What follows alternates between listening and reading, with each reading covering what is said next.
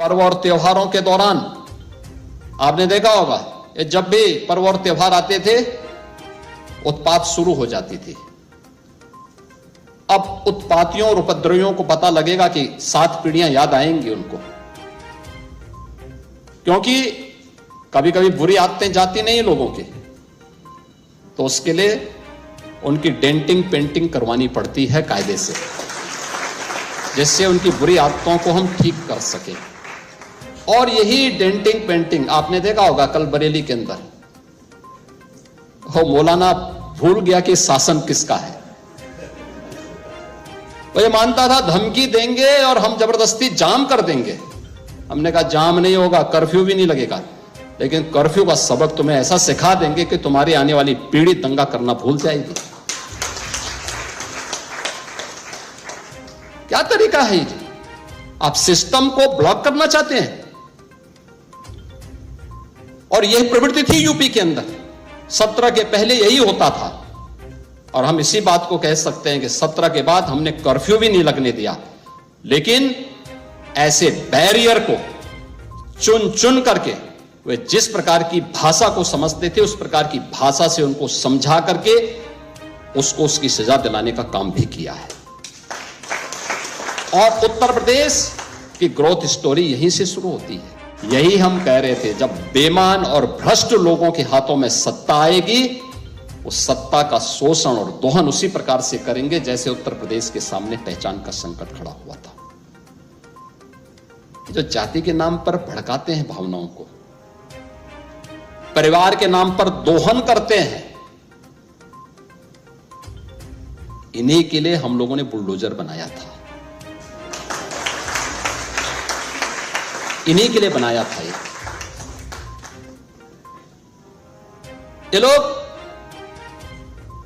उन परजीवी की तरह हैं जो झूठे नारों से समाज को गुमराह करते हैं। ये उत्तर प्रदेश वही है जो पहले बीमारू था। ये बीमारू था नहीं, बीमारू बना दिया गया था। बीमारू मानसिकता वालों ने इसको बीमारू बना दिया था। ये बीमारू मानसिकता वही है जो परिवारवाद और जातिवाद है, ये बीमारू मानसिकता है।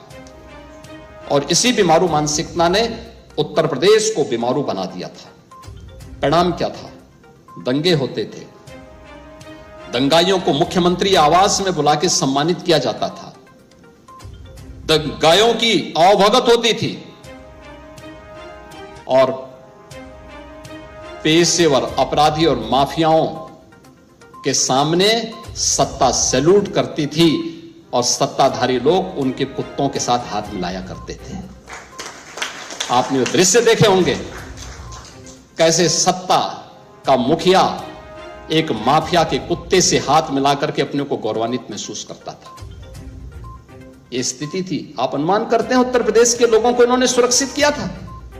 ये सुरक्षित करते, हर जिले के अंदर एक माफिया दे दिया था